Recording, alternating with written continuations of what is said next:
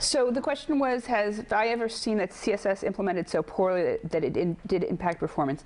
I've actually crashed my browser on the desktop with 8 gigs of RAM with CSS. Next time I make a statement like that, I'll make sure no one's eating, sorry. But it wasn't CSS selectors, it was inset shadow. So when you have transparency and you're animating transparency, you basically have, when you do animations, it's trying to repaint and sometimes reflow. You have 60 frames per second. So you want to basically animate within 16 milliseconds because otherwise it's jumpy. So I had this animation where it would, and also when it paints background images, it paints all of your background images. So it starts with the ones that it's in the way back, so it might be hidden, puts the next one on top of it, the next one on top of it, and measures what the pixel color should be. So if it's adding transparency, it can add the correct transparency. So I had this inset shadow of 46 pixels on a div that was never seen because it was a solid image on top of that. And I debugged JavaScript for 6 hours because I thought I had an infinite loop, because who in their right mind would crash a browser with CSS? But you can. So it's actually the properties and animating that did it, not I have a whole talk on that as well. So instead of digressing too much, let me just show you the link to that. Oh, so when you go to my GitHub page, hard to read, but mobile performance right now is actually CSS performance. It's on mobile, CSS performance on mobile. And pretty soon I'm going to have two. It's going to say mobile performance and CSS performance on mobile. So I will have 2 different talks. One's heavily CSS focused. So it will be there. And it actually goes into the properties that will, the CSS properties that will kill your, and I will, when I cover the properties and values that will kill your page, I will mention that it will kill your page. Okay, so going on. So far we've talked about selectors that are basically just based on the elements and the elements' attributes. But there's, you can also select elements based on their current state. So here we have enabled, disabled, and checked. So enabled means that a form element is enabled or disabled, right? And checked is a radio button or a checkbox that is checked.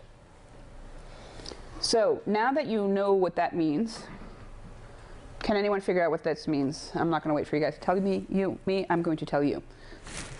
Bring the tail with me. Okay, so we have input, right? Type equals checkbox. You now know what an attribute selector is, right? Checked means that we have a checkbox that is checked. Not a radio button, but a checkbox. Plus means that we find the checkbox that is checked, and then we find the label that comes immediately afterwards. Not all the labels after it, but just the one immediately afterwards. And we're going to change the color to red. So right now we don't have any check boxes, but when you do this, hard to see with these colors. Is anyone here colorblind? Okay. That turned red. Sorry about that. I should, I'll add some CSS to this so that it's not just based on color. But that gives an indication to people who are not colorblind that that was checked. You can, we can put required there as well. So I actually, like when I figured that out, I thought it was pretty cool, and I figured this out several years ago. But Ryan Seddon from Australia, he's called the CSS Ninja.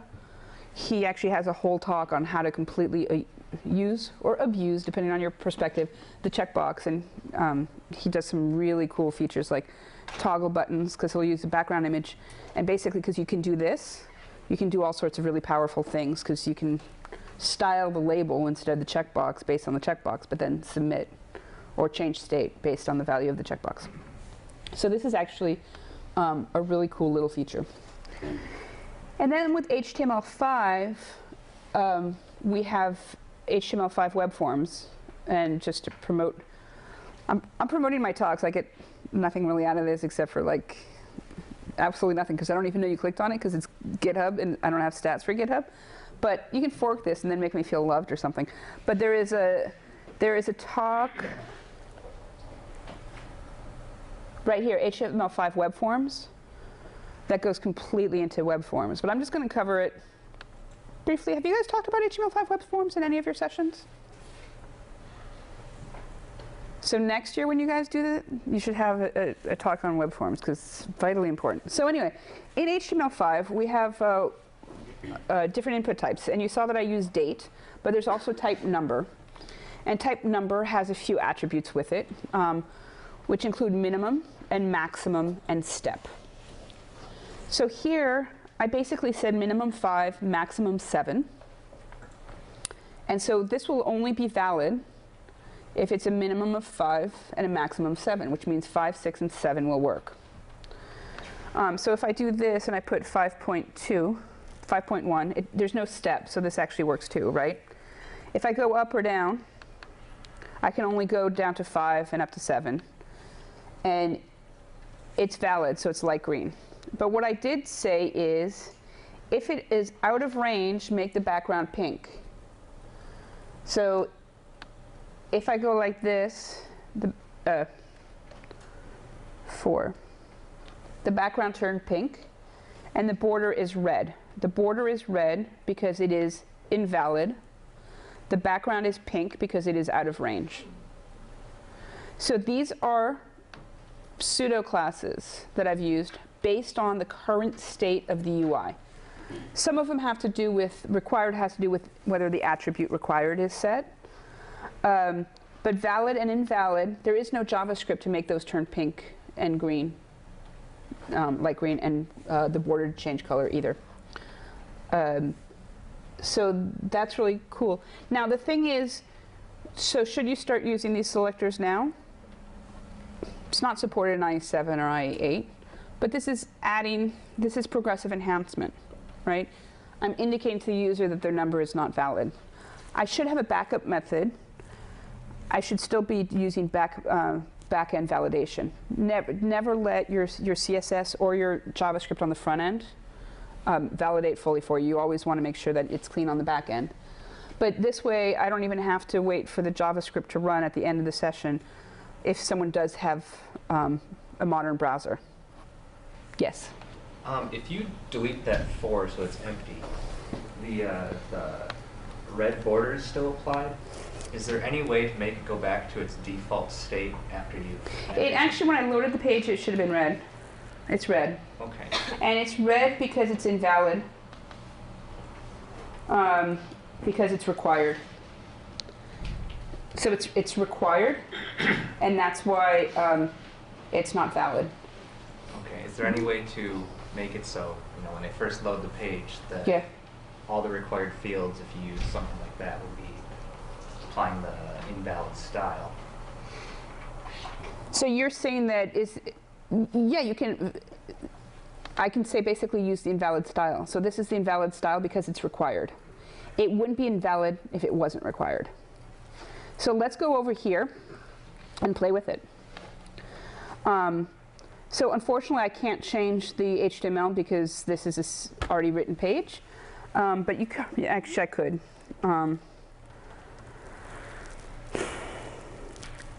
I can change it this way, right?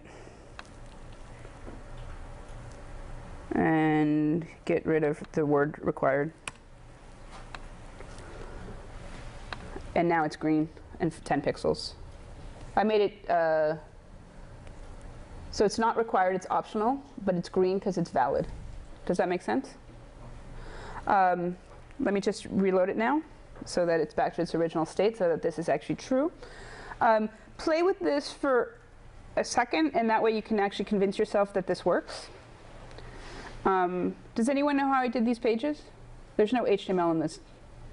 I mean, there is HTML. There's HTML is on the bottom, CSS is on the top, but there's no JavaScript. Do you guys know how I did that? Because you can do it too. The reason that you can edit this, make this black or whatever, on the fly and it works, is because I actually made the header display block. Then I hid everything in the header except for the last style sheet. And then I made that style sheet content editable.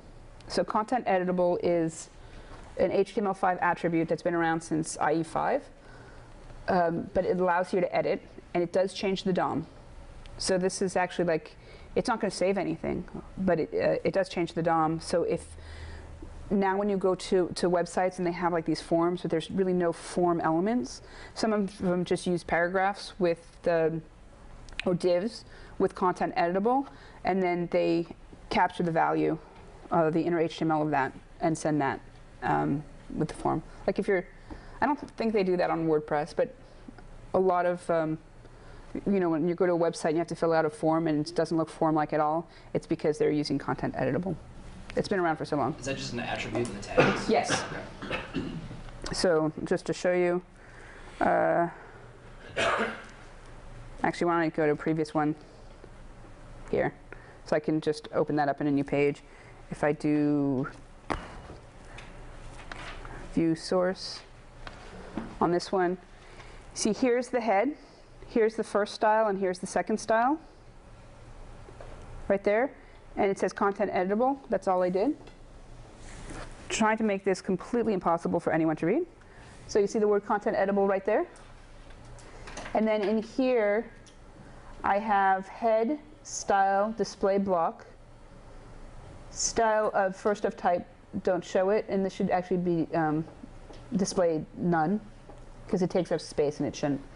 And then last of type, and I put some styling on it.